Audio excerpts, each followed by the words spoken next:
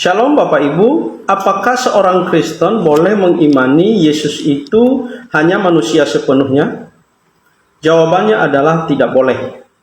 Bahkan saya mengatakan, seorang Kristen tidak layak mengatakan Yesus itu hanya manusia sepenuhnya, dan juga tidak layak hanya mengatakan bahwa Yesus itu adalah Allah sepenuhnya. Tetapi yang benarnya adalah seorang Kristen harus mengimani Yesus itu adalah manusia sepenuhnya dan Allah sepenuhnya.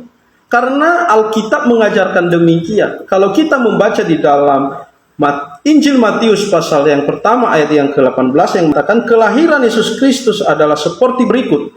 Pada waktu Maria ibunya bertunangan dengan Yusuf, ternyata ia mengandung dari Roh Kudus sebelum mereka hidup sebagai suami istri. Jadi ada dua hal yang dipahami dalam teks ini adalah ternyata Maria dan Yusuf pada saat bertunangan, Maria sudah mengandung dari Roh Kudus. Yang kedua, Maria dan Yusuf itu belum hidup sebagai suami istri. Nah, kalau saudara atau siapa saja yang memaksakan bahwa Yesus itu adalah hanya manusia biasa, maka konsekuensinya adalah saudara akan menerima juga kenyataan bahwa Yesus itu seolah-olah adalah anak haram. Dan itu terkesan semacam itu. Karena kenapa? Karena secara alamiah manusia yang lahir seutuhnya itu didasarkan pada hubungan intim antara laki-laki dan perempuan. Sedangkan di ayat ini tidak relevan karena Maria itu mengandung dari tindakan Roh Kudus. Jadi jangan sekali-sekali mengatakan bahwa Yesus itu hanya sepenuhnya manusia. Itu tidak relevan. Itu bukan teks yang dikatakan oleh Alkitab. Jadi Yesus itu bukan anak haram. Itulah sebabnya kita bangun konsep yang benar tentang teks ini. Ini adalah berbicara tentang teologi. Nah, yang kedua adalah ketika saudara memaksakan bahwa Yesus itu hanya sepenuhnya manusia biasa, maka konsekuensi yang lainnya harus kamu terima. Bahwa Yesus itu adalah hasil dari hubungan badan antara Maria dan Roh Kudus. Itu bisa terjadi karena kenapa? Karena saudara memaksakan Yesus adalah manusia sepenuhnya. Karena tidak mungkin seseorang lahir berdasarkan tindakan yang di luar dari proses selayaknya manusia melahirkan seorang manusia. Jadi harus ada istilahnya hubungan intim.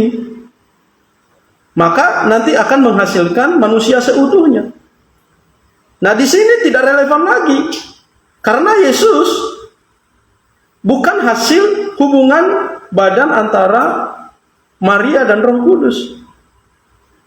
Dan banyak tuduhan-tuduhan yang dilancarkan di luar sana sama para polemik Islam seperti Kainama, seorang mualaf, juga dia berpendapat semacam itu. Dia menyalahkan bahwa Roh Kudus berhubungan badan dengan Maria. Dan ini adalah pernyataan-pernyataan yang menurut saya tidak baik untuk dikatakan. Karena memang Alkitab tidak seperti itu mengatakannya.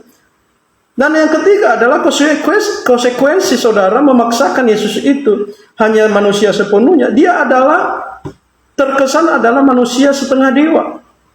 Sama seperti kisah-kisah di zaman kuno. Seperti ada yang bernama Hercules lahir dari titisan para dewa. Dan Yesus tidak memiliki konsep seperti itu. Orang Kristen nggak mengimani seperti itu. Atau seperti konsep di dalam saudara kita Islam, di mana Isa di dalam Al-Quran mereka itu dilahirkan berdasarkan tindakan malaikat meniupkan sesuatu di kandungan Maria. Dan itu bukan seperti itu iman kita.